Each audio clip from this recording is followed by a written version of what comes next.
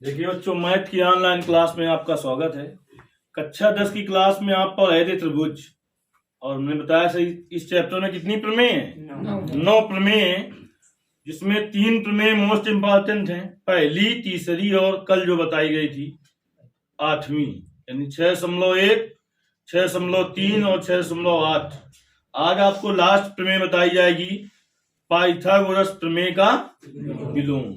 Pythagoras प्रमेय का विलोम बताया जाएगा आपको। तो पाइथागोरस प्रमेय के विलोम में ये होगा कि यदि किसी त्रिभुज की एक भुजा का वर्ग शेष 2 अन्य भुजाओं के वर्गों के योग के बराबर हो तो सिद्ध कीजिए वो त्रिभुज कैसा होगा? समकोण त्रिभुज होगा। कल की जो प्रमेय थी वो ऐसी थी कि यदि किसी समकोण त्रिभुज, यदि कोई समकोण त्रिभुज हो तो उसमें क्या होगा? कर्ण का वर्ग शेष 2 भुजाओं के वर्गों के योग के बराबर होता है। देखिए, तो सभी प्रमेय का कथन आपको याद होना चाहिए। कथन इसका ये है कि यदि किसी त्रिभुज की एक भुजा का वर्ग, यदि किसी त्रिभुज की एक भुजा का वर्ग अन्य 2 भुजाओं के वर्गों के योग के बराबर हो तो पहली भुजा का सम्मुख कोण समकोण होता है। तो पहली भुजा का सम्मुख कोण, फिर से हम पढ़ रहे हैं, कथन क्या है? यदि किसी त्रिभुज की एक भुजा का वर्ग अन्य 2 भुजाओं के वर्गों के योग के बराबर हो, एक भुजा का वर्ग अन्य 2 भुजाओं के वर्गों के योग के बराबर हो तो पहली भुजा का सम्मुख कोण समकोण होता है। चलिए देखिए,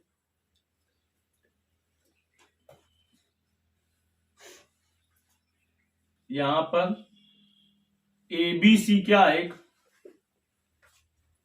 ABC एक त्रिभुज है। तो देखिए क्या दिया है, दिया है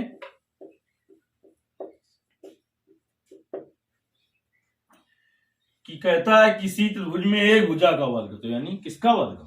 कर्ण का वर्ग करते हैं। शेष 2 भुजाओं के, शेष 2 भुजाओं के वर्गों के योग के बराबर है। ये कैसा क्या है? दिया है।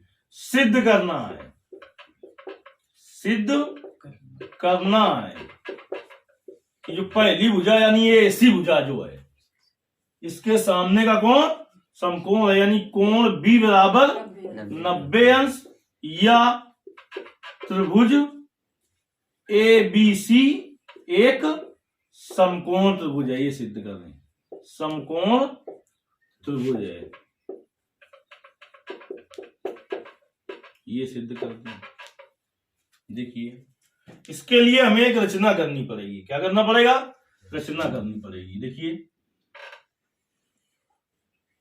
एक त्रिभुज हम PQR बना रहे हैं। कौन सा त्रिभुज बना रहे हैं? PQR त्रिभुज बना रहे हैं रचना में, जिसमें कि AB बराबर हो PQ और BC बराबर हो QR और कोण Q 90 अंश का हो, कोण Q 90 अंश का हो। ऐसी रचना करनी है। रचना क्या करनी है? रचना में एक अन्य त्रिभुज, एक अन्य त्रिभुज कौन सा? PQR बनाया। अपनी भाषा में लिखना है तो मेरे कुछ दिक्कत नहीं। जिसकी भुजा कौन सी? PQ AB के बराबर, PQ AB के बराबर तथा QR BC के बराबर है और कोण Q समकोण है। ऐसी रचना की है, समकोण है। तो यहां से 3 पॉइंट निकलेंगे, तीनों लिख लें। कौन कौन से निकलेंगे? कोण Q बराबर 90 अंश निकलेगा, इसको समीकरण 2 डाल दें।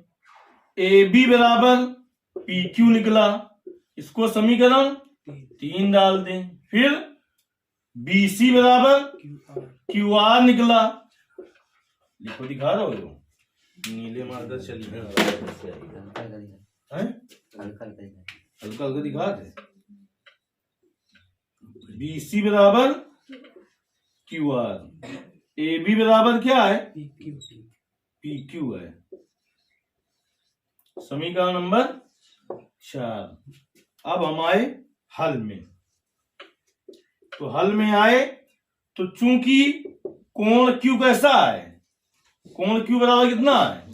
90 अंश। इसका मतलब ये हुआ कि त्रिभुज जो आपका है कौन सा, PQR, वो कैसा त्रिभुज है? समकोण त्रिभुज है। समकोण त्रिभुज है। तो समकोण त्रिभुज अगर हो तो क्या होता है, उसमें पाइथागोरस प्रमेय लगती है। समकोण त्रिभुज में तो पाइथागोरस प्रमेय लगती है। तो पाइथागोरस प्रमेय से, पाइथागोरस प्रमेय से क्या है? पाइथागोरस प्रमेय से, पाइथागोरस प्रमेय क्या है कि कर्ण का स्क्वायर बराबर, तो कर्ण क्या है उसमें देखो, PR स्क्वायर बराबर क्या?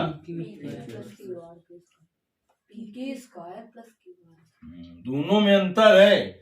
PQ square plus QR square और PQ प्लस QR का होल स्क्वायर, दोनों में बहुत बड़ा अंतर है। PQ square plus QR square, ठीक। इसमें कोई दिक्कत क्या? नहीं दिक्कत। अब PQ और QR का मान समीकरण 3 और 4 से इसमें रख दो।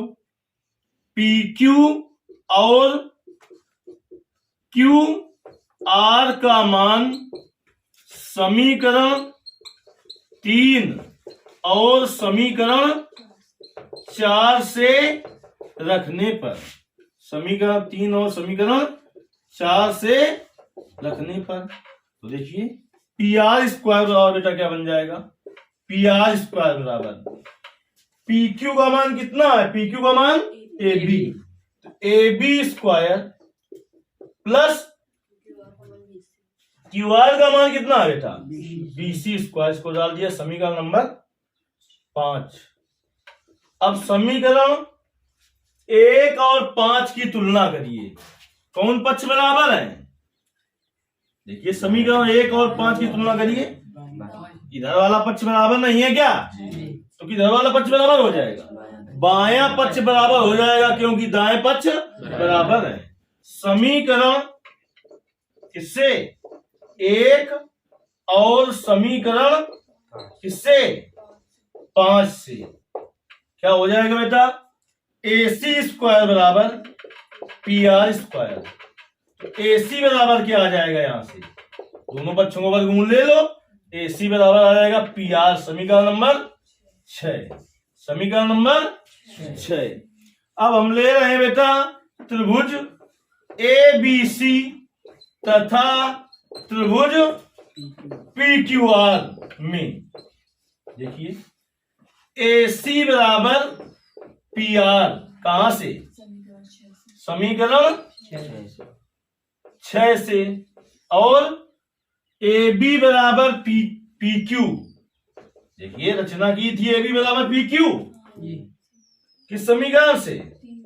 समीकरण 3 से। और BC बराबर QR, BC बराबर QR किस समीकरण से? 4 से। तो इन दोनों त्रिभुजों में क्या चीजें बराबर हो गई? 3। देखिए यहां पर हम लिखे दे रहे हैं, कुछ दिक्कत होगी क्या तुम्हें? लेकिन ऐसा गंदा काम नहीं करना है। इन दोनों त्रिभुजों में 3 भुजाएं बराबर हो गई, और 3 भुजाएं अगर बराबर हो गई, तीनों भुजाएं, तो इसका मतलब ये दोनों त्रिभुज कैसे हैं? सर्वांग सम।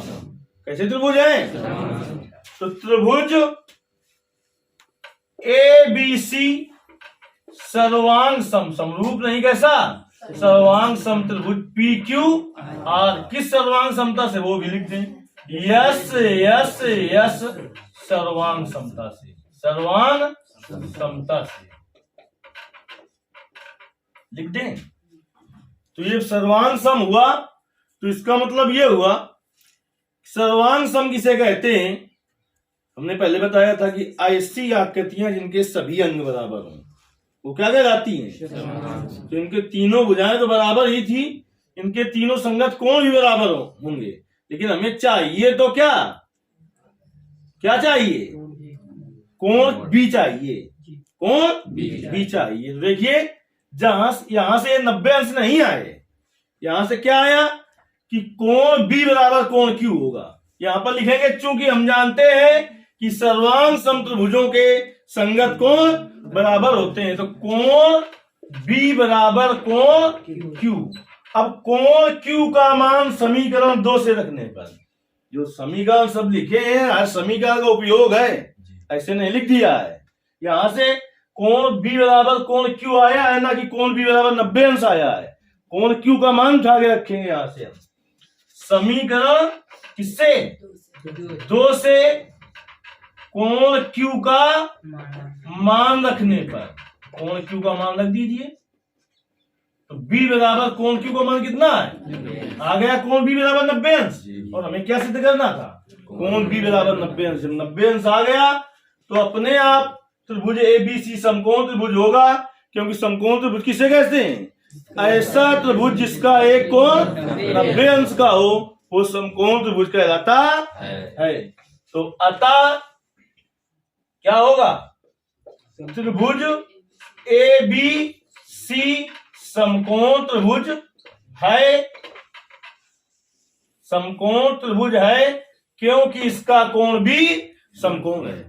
इस तरीके से आपकी इस चैप्टर की सभी प्रमेय हो गई और हर प्रमेय को बहुत ही सरल तरीके से बताने का प्रयास किया है। यदि कोई ना समझ में आई हो तो फिर भी आपको कमेंट करना है, तो उसके लिए और भी सरल तरीके से बताने का प्रयास करेंगे। धन्यवाद।